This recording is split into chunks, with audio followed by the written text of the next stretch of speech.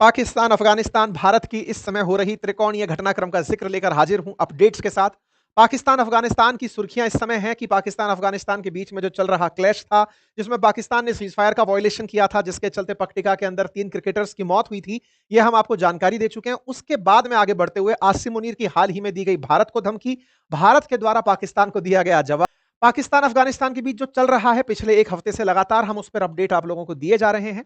ताजा-ताजा update यही था कि सीज़ फायर जो 15 अक्टूबर को हुआ था, पाकिस्तान ने 48 घंटे से पहले ही सीज़ फायर तोड़ते हुए अफगानिस्तान के पट्टिका पर गोलियां चला दी, सीज़ फायर तोड़ दिया, अपनी तरफ से हमला कर दिया, जिसमें कि 3 अफगानी क्रिकेटरों की मौत हो गई थी।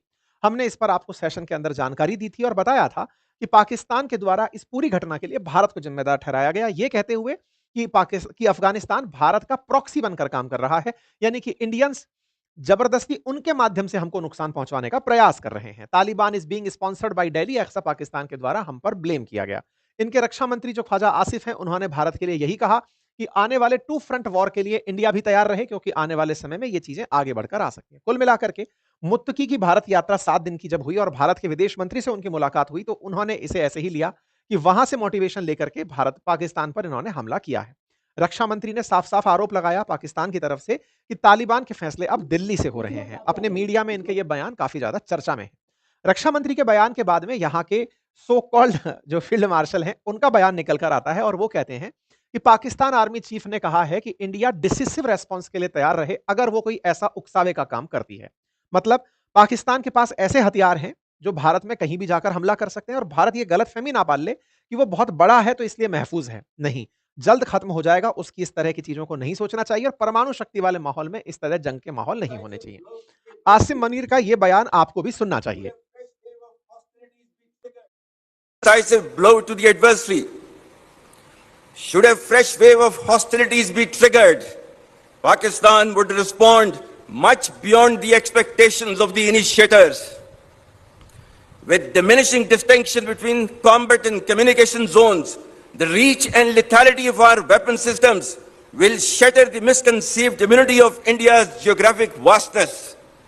The deeply hurting retributive military and economic losses inflicted will be much beyond the imagination and calculations of the perpetrators of chaos and instability.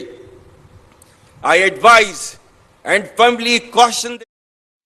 इन्होंने अपनी फर्जी बातें फेंकते फेंकते पुराने दावे फिर से दोहराए, जिसमें इनका कहना था कि ऑपरेशन बुनियान उन मारसूज जिसके अंदर भारत ने जब ऑपरेशन सिंदूर चलाया था, जिसके बदले में इन्होंने चलाया, इनके अनुसार पाकिस्तान वो जीता था।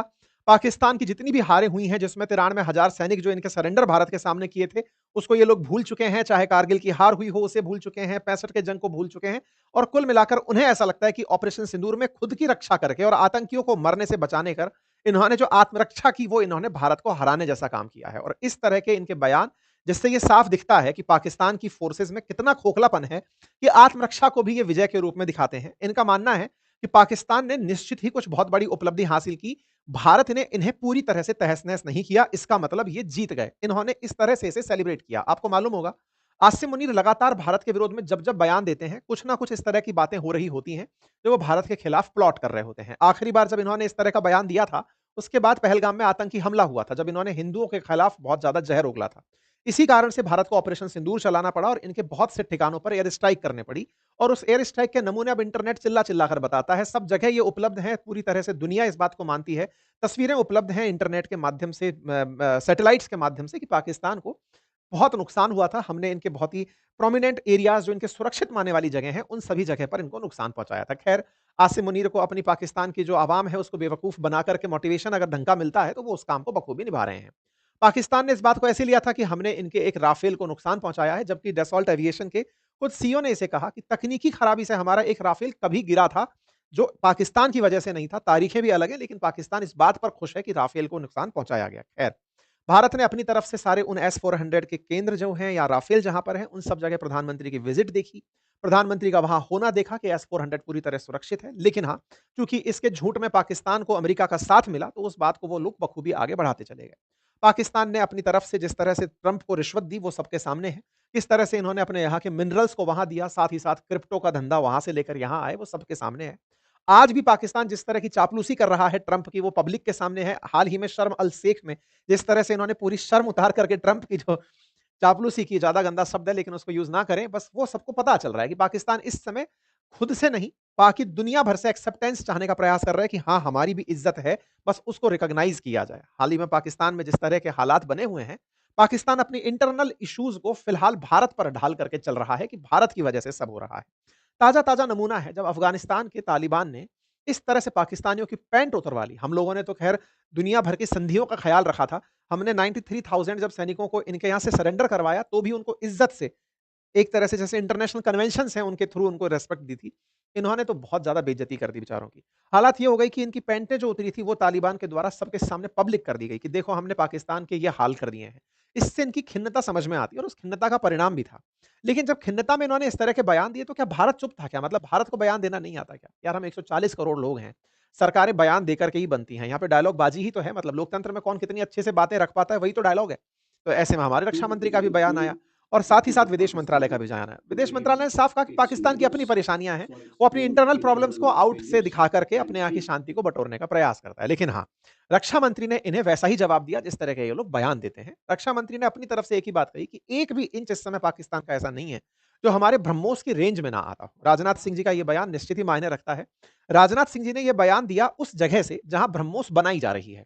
ब्रह्मोस इन दिनों लखनऊ में बन रही है। सीएम योगी आदित्यनाथ के साथ आपने उस क्षेत्र का दौरा किया जहां ब्रह्मोस का निर्माण हुआ है और ब्रह्मोस का मतलब कहिए तो फैक्ट्री लगी है जहां से, और यहां से अब उसकी पहली खेप रिलीज हो रही है कि चलिए अब ब्रह्मोस यहां से आगे जाएगी और यहां पर अब आने वाले समय में हम ब्रह्मोस को एक्सपोर्ट भी करेंगे। हम फिलीपींस को सबसे पहले अपनी ब्रह्मोस देने जा रहे हैं। तो वहां पर योगी आदित्यनाथ और राजनाथ सिंह जी दोनों प्रेजेंट थे और ब्रह्मोस के लिए जब संबोधन दे रहे थे उसी समय पर इन्होंने कहा कि अब हमारी ब्रह्मोस की जद में पूरा पाकिस्तान आता है। और आप सभी जानते हैं कि ब्रह्मोस का एक बार मिस फायर भी हुआ था तो पाकिस्तान वाले नहीं रोक पाए थे। अगली बार जब हमने नूर खान जैसे एयर बेसेस उड़ाए तो सब लोगों को समझ में आ गया कि ब्रह्मोस अचूक है, इसका किसी के पास में कोई भी तोड़ नहीं है। तो हमने इसको प्रोडक्शन बनाने के लिए बढ़िया से स्केल करना शुरू कर दिया है और हमारा पहला जो खेप है वो अब हमने फ्लैग ऑफ भी कर दिया है। आपको राजनाथ सिंह जी का भी बयान सुनना चाहिए। पाकिस्तान की जहां तक बात है, तो अब उसकी एक एक इंच जमीन हमारी ब्रह्मोस की पहुंच में है। और ऑपरेशन सिंदूर में जो हुआ वह तो सिर्फ ट्रेलर था मेरे साथियों। ऑपरेशन सिंदूर में जो हुआ वह तो केवल एक ट्रेलर था, पर उस ट्रेलर ने ही पाकिस्तान को यह एहसास दिला दिया कि अगर भारत पाकिस्तान को जन्म दे सकता है तो समय आने पर वह, अब आगे मुझे बोलने की कोई जरूरत नहीं है, आप सब खुद समझदार हैं। आपको बता दें कि फिलहाल लखनऊ के अंदर ब्रह्मोस एरोस्पेस यूनिट का उद्घाटन जो 5 महीने पहले हुआ था, वहां per unit missile integration, testing और क्वालिटी एग्जामिनेशन जैसी आधुनिक सुविधाएं उपलब्ध हैं। और यहां पर डीआरडीओ के साथ में रूस की जो कंपनी है एनपीओ मशीनो स्ट्रोयनिया, ये मिलकर के काम करती हैं और ब्रह्मोस का निर्माण करती हैं। और फिलहाल हमारी जो ब्रह्मोस है वो हमारी तीनों सेनाओं के लिए, थल सेना हो, नभ सेना हो, जल सेना हो, सबके लिए काम कर रही है, नौसेना के लिए काम कर रही है। ऐसे में फिलहाल हमारे एक्सपोर्ट के ऊपर हमारा विचार है, अर्थात भारत अब ब्रह्मोस को एक्सपोर्ट करने पर विचार कर रहा है। और ऐसे में यदि ब्रह्मोस हमने दिवाली के शुभ अवसर पर इन्हें दी होती, तो शायद पाकिस्तान के पास इतने बयान भी ना होते और अफगानिस्तान से चली ब्रह्मोस पाकिस्तान को सही से जवाब दे देती। खैर, अफगानिस्तान ने अपने पुराने अंदाज में पाकिस्तान को जवाब दिया, वो सबके सामने है। इसी बीच में इन दोनों के बीच में एक ऑफिशियल सीज फायर भी हुआ। दोनों देश पहुंचते हैं कतर के अंदर, कतर में दोहा में दोनों देशों के रक्षा मंत्रियों की मुलाकात होती है और एक सीज फायर अनाउंस हो जाता है कि दोनों देश अब शांति से रहेंगे। लेकिन तालिबान शांति से बैठने वाला नहीं है। तहरीक तालिबान जो टीटीपी है, तालिबान पाकिस्तान जो है, वो आने वाले समय के अंदर पाकिस्तान में निश्चित ही बड़े हमले प्लान करेगा, ऐसा प्रतीत होता है। अब तालिबान का भी उसे समर्थन होगा, चाहे फिर वो खुले में ना हो। ऐसे में तालिबान और पाकिस्तान के बीच की सीज फायर कितने दिन चलती है, ये देखने का विषय होगा। अमेरिका इस घटनाक्रम को किस तरह से लेता है, ये पाकिस्तान के हित में है या फिर अफगानिस्तान के हित में है, या फिर ये यहां से भी कोई डील निकालकर अफगानिस्तान का फेवर कर जाते हैं, वो भी आने वाले समय में देखा जाएगा। फिलहाल के लिए पाकिस्तान को ध्यान बटाने के लिए तालिबान के रूप में एक और देश मिल गया है, जहां पर वो अपना ध्यान बटाकर पब्लिक को एंगेज किए रख सकता है। भारत की तरफ से हालांकि ऑपरेशन सिंदूर 2.0 की तैयारियां पूरी तरह से हो चुकी हैं और कहा गया है कि अगर कुछ भी ऐसा होता है तो वो जबरदस्त होगा, इस बार किसी को अवसर नहीं दिया जाएगा।